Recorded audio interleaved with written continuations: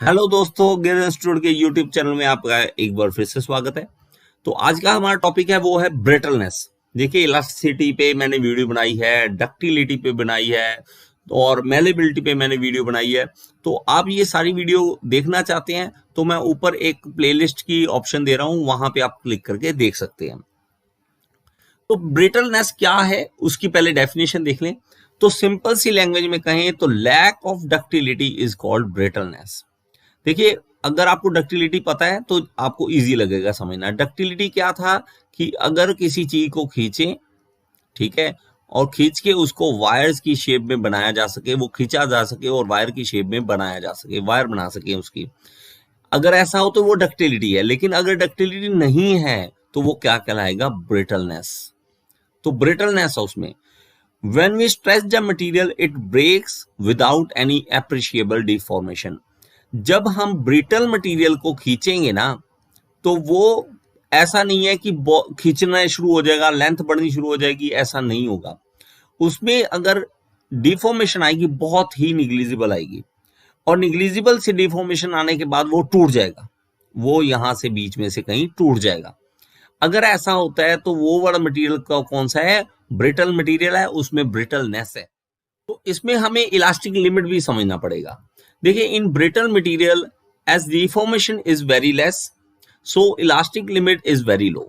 तो इसमें elastic limit बहुत कम होती है। यहाँ पे हम देख रहे हैं stress strain diagram, brittle versus ductile. ठीक है, दो हमारे पास कर्व्स हैं।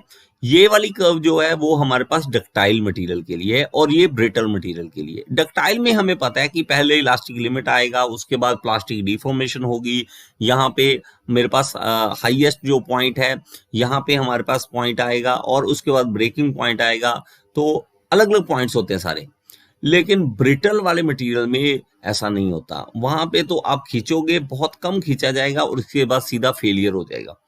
तो इलास्टिक लिमिट आती है, यहाँ पे देखो इलास्टिक लिमिट आई, इलास्टिक लिमिट आई, लेकिन इसके बाद देखो ब्रेकेज साथ के साथ ब्रेकेज होगी। तो हमारे पास ब्रिटल मटेरियल बहुत जल्दी ब्रेक हो जाते हैं। उसमें कोई टाइम नहीं है कि आप थोड़ा लेंथ बढ़ेगी तो धीरे धीरे लेंथ बढ़ेगी उसके बाद टूटेगी, नहीं, ऐसा नहीं, अचानक से उसमें ब्रेकेज आ जाएगी। ठीक है, तो ये ग्राफ से आप समझ सकते हो। देखिए, ये फेलियर देखो, अगर कांच का गिलास है तो कांच का गिलास किसमें फेलियर होता है? वो ब्रिटल फेलियर होता है। तो आप इसको अब अगर कहो कि कांच की गिलास को मैं खींच के लंबा कर दूं, हमारे पास छोटा कांच का गिलास है, उसको खींच के बड़ा कर दूं, ऐसा नहीं होता। ये ब्रिटल फेलियर होता है, इसमें कोई लेंथ नहीं बढ़ती, कुछ नहीं होता और अचानक से फेलियर हो जाता है। तो यहाँ पे देखिए, ये जो एनविल है कास्ट आयरन का बना हुआ था, उसमें जो फेलियर होगा वो ब्रिटल फेलियर है। ठीक है, एनविल है, ये ब्रिटल फेलियर के कारण खराब हुआ है। तो इसमें देखो, ब्रिटल फेलियर जब होता है तो आप देखो डक्टाइल में सबसे पहले इसमें कंपेयर करना है डक्टाइल और ब्रिटल को। डक्टाइल जब फेलियर होगा तो यहाँ पे देखिए धीरे धीरे इसका नेक वाली पोजीशन बनेगी, धीरे धीरे एरिया कम होगा, फिर उसके बाद टूटेगा, इसमें सीधा ही टूट जाता है। तो इस तरह से ये टूटेगा। ठीक है, और ये यूटीएम मशीन में जब हम डालते हैं ना, तो डक्टाइल वाला देखना, अगर आप यूटीएम मशीन वाली देखोगे एक बार टेंसाइल टेस्ट, उसमें आपको पता लगेगा कि डक्टाइल मटेरियल इस तरह से टूटता है, नेक बनता है, धीरे धीरे वो एरिया कम होता है, फिर टूटता है, इसमें सीधा ही टूट जाता है। तो ये ब्रिटल फेलियर होता है, और ब्रिटल फेलियर खतरनाक है कि अचानक से चीज टूट गई। तो हम बनाते हैं चीजें, ब्रिटल मटेरियल से हम चीजें बनाते हैं, लेकिन उसमें काफी ध्यान रखना पड़ता है किस तरह से फोर्स पड़ेगी कि वो अचानक से टूट ना जाए। तो ये देखिए ब्रिटल फेलियर हो रखा है।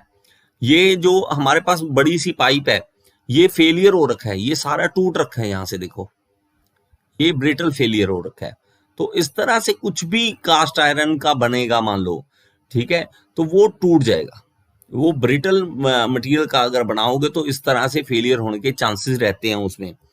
और यहाँ पे भी देखो तो ये ब्रिटल फेलियर है। तो ब्रिटल फेलियर के एग्जांपल के साथ मैं आपको समझा रहा हूं। तो ये कुछ डिफरेंस था डक्टाइल के और ब्रिटल के अंदर।